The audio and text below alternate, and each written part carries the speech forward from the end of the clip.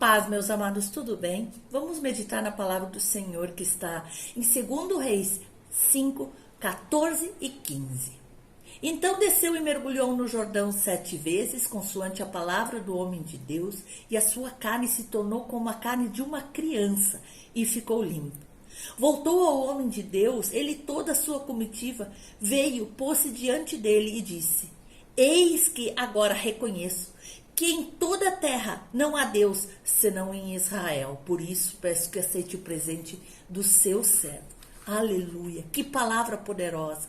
Essa história mostra que, além de ser curado da sua doença, Naamã saiu daquele lugar, crendo num Deus único e verdadeiro. A cura desse comandante sírio trouxe glória ao nome de Deus. Inclusive, Jesus depois mencionou isso em Lucas 4.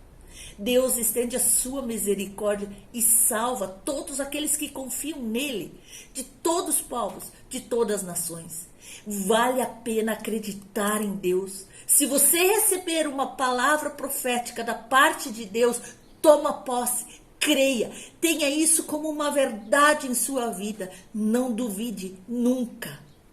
A história da cura da lepra de Naamã, com 7 mergulhos no Jordão, traz um lindo ensinamento para todos nós sobre o poder da humildade e da obediência à palavra de Deus. Por isso, acompanhe até o final e veja o que Deus quer nos dizer em cada um dos mergulhos de Naamã. Naamã, apesar de ele ser um estrangeiro, gentil e sem ter conhecimento exato desse Deus de Israel, ele creu nessa pequena, mas poderosa palavra de uma jovem escrava. Uma jovem que fazia os trabalhos domésticos para sua esposa. E um dia ela lançou uma palavra sobre a vida de Naamã. Naamã era um homem bem-sucedido. Naamã, ele tinha seu talento reconhecido pelo próprio rei. Naamã era amado e respeitado pelos seus soldados. Ele tinha muito conceito e respeito por todos em seu país. Ele era um homem abençoado que por meio dele Deus dera livramento aos sírios. Ele tinha uma esposa que o amava e respeitava e se preocupava com ele. Ele era valente. Mas será que ele era feliz? Não. Naamã era um homem que era quase feliz. E até poderia dizer muito feliz com todos esses atributos e as pessoas respeitando ele. Mas havia um porém. Naamã era leproso. A palavra nos diz que Naamã, capitão do exército do rei da Síria, era um grande homem diante do seu senhor e de muito respeito, porque ele, o Senhor, dera livramento aos sírios. E este era o homem herói valoroso, porém leproso. E essa jovem israelita que trouxe a palavra para a esposa de Naamã, ela era um exemplo de fé, de confiança no Senhor. E ela era ensinada nos caminhos do Senhor e ela guardou a palavra em seu coração. E ela não hesitou em lançar uma pequena semente enquanto ela estava cuidando dos afazeres domésticos na casa da mulher de Naamã. E ela disse à sua senhora: Antes o meu senhor estivesse diante do profeta que está na Samaria, e ele o restauraria da sua lepra. E essa pequena semente encontrou um terreno fértil no coração do general Naamã, que ao ouvir essa mensagem, ele pensou em crer no Senhor. E ele imediatamente pôs-se a buscar encontrar esse profeta. Esse mesmo Naamã que certamente já havia tentado a sua cura através de incontáveis rituais, dirigidos a diversos deuses, talvez usou pomadas, fez banhos com ervas e raízes, diversos tipos de receitas de outros deuses, mas nada o havia ajudado. E ele vai ao encontro do profeta Eliseu. E ele se apressou em conseguir uma carta de recomendação do seu rei ao rei de Israel. E o profeta Eliseu, guiado por Deus, que já estava entendendo o que estava acontecendo no mundo espiritual, ele concedeu esse pedido diplomático para que Naamã fosse recebido. Sabiamente Eliseu, que era conhecedor, que a paz não poderia ser mantida somente através de carros, de espadas, de guerras. Ele estava entendendo o que havia no mundo espiritual. E ele conta a palavra que, ouvindo Eliseu, homem de Deus, que o rei de Israel rasgara as suas vestes, mandou dizer ao rei: por que rasgastes as tuas vestes? Deixa-o vir até mim e saberá que há profeta em Israel. Aleluia! E Naamã vai a essa viagem que fica muito distante, mais de 100 quilômetros de distância. E depois de tanto esforço, ele esperava que Eliseu recebesse e fizesse algum tipo de ritual mágico, algum tipo de oração forte, quem sabe algo milagroso que o purificasse imediatamente da sua lepra.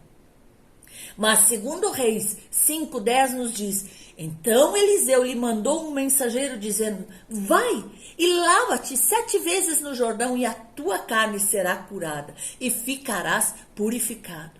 E Naamã esperava ter que fazer alguma coisa complicada, seguir uma prescrição difícil.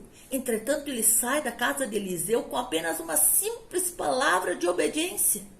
Bastava somente a obediência à palavra de Deus. Era preciso ser humilde, ser quebrantado de todo aquele orgulho, de toda aquela altivez que esse homem estava acostumado, porque ele era o chefe do exército e ele estava acostumado a dar ordens, a comandar exércitos numerosos, a submeter a 7 mergulhos no Rio Jordão. Era demais para ele. E ele ficou por um tempo ali pensando, ficou indignado, porque a palavra do Senhor nos diz em 2 Reis 5:11, porém, Naamã muito indignou-se e se foi dizendo: eis que eu dizia comigo, certamente ele sairá, por-se-á em pé, invocará o nome do seu Senhor, seu Deus, e passará a sua mão sobre esse lugar, restaurará completamente o leproso. Mas realmente não foi isso que aconteceu. Para se aproximar de Deus, muitas vezes é preciso trilhar um difícil caminho de descida, de humilhação, de rendição. Se Naamã não deixasse o seu orgulho, a sua autopercepção de altivez, ele não teria alcançado a misericórdia do Senhor.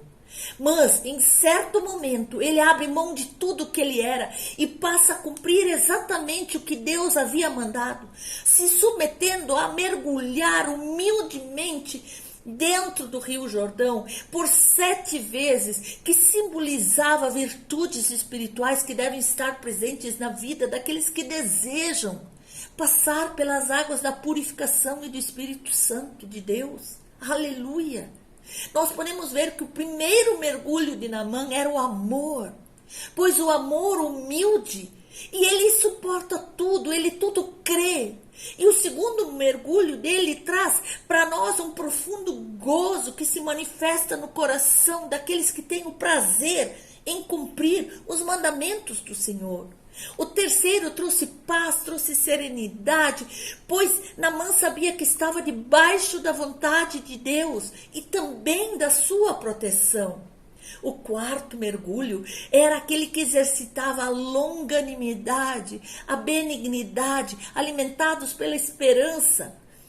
Que através dessa provação dos 7 batismos ou mergulhos no Rio Jordão, haveria cura, mas ele teve que ter paciência. Ele foi treinado a ser longânimo, a ser bom o suficiente para saber esperar o momento de Deus, o tempo de Deus. Quantas vezes nos revoltamos quando nós recebemos uma palavra e não se cumpre logo no dia seguinte, ficamos rebeldes e indignados, como ele ficou. Mas nós temos que aprender a longanimidade, a esperar com paciência no Senhor. E o quinto mergulho, ele fala da bondade divina, que não cobrava nada para fazer o bem. Antes, tudo operava por graça e pela graça. O sexto mergulho era o mergulho da fé. A fé que foi necessária para chegar até aqui. A fé que com apenas um mergulho, ele poderia ter sido curado.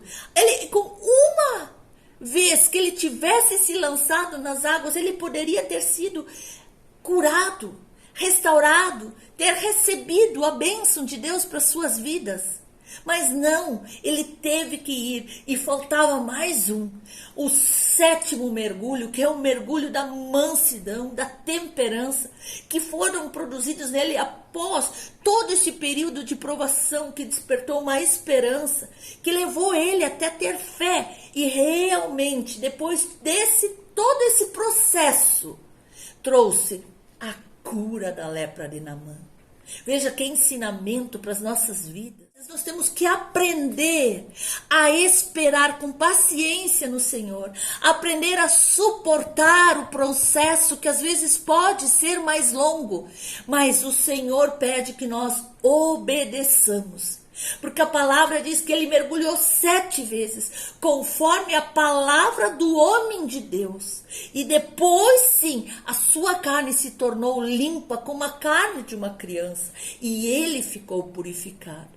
Nós sabemos que o Deus de Abraão, de Isaac, de Jacó cura em todos os tempos. Cura no templo, cura nas águas turvas do Jordão. Deus usa as pequenas coisas para confundir as grandes, e assim ele revela que é pelo seu poder, pela sua infinita bondade e misericórdia.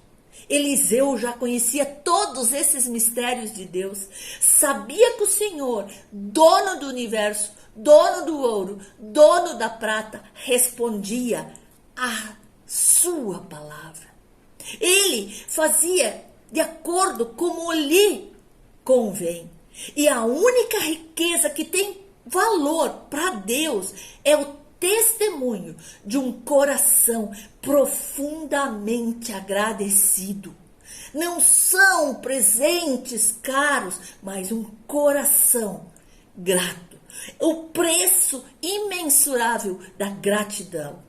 E Naamã pôde experimentar essa graça e essa gratidão do nosso Deus. Ele estava profundamente agradecido e ele confessa através da sua própria boca que ele jamais serviria a outro Deus. E quantas vezes nós temos fraquezas, vícios, maus conceitos ou algo que nós precisamos melhorar? E Deus, ele nos aceita sim, mas ele nos submete a um processo de cura, de restauração. E nós temos que obedecer exatamente os comandos que ele tem para as nossas vidas. Ele ama, sim, mas ele nos quer sujeitos à sua palavra. E aí sim, ele fará a obra completa em nossas vidas. Como nós temos que nos render a esse Deus todo-poderoso.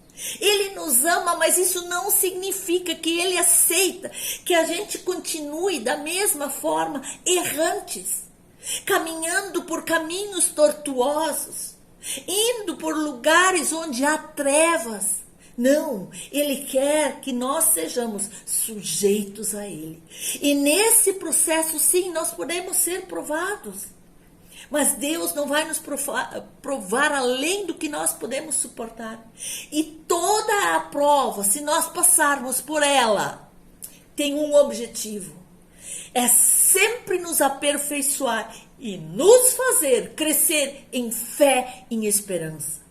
Pois Deus não faz nada e não permite nada na vida dos seus filhos que não tenha um propósito claramente estabelecido. Por isso, meu amado, não desanime. Seja qual for a sua luta, a sua batalha, quantas vezes for necessário, desça, mergulhe, renda-se aos pés do Senhor. E quantas vezes for necessário que o Senhor te pedir isso, e você verá na sua vida, pela humildade e pela obediência à palavra do Senhor, grandes bênçãos estabelecidas sobre a sua vida, de cura, de libertação, de restauração, de restituição daquilo que perdido foi. Nós temos que nos sujeitar realmente a sermos humildes, a nos despirmos de todo orgulho, de toda altivez e nos rendermos somente à palavra de Deus. Já sabemos que nós precisamos obedecer. Nós não precisamos entender o porquê de tudo isso.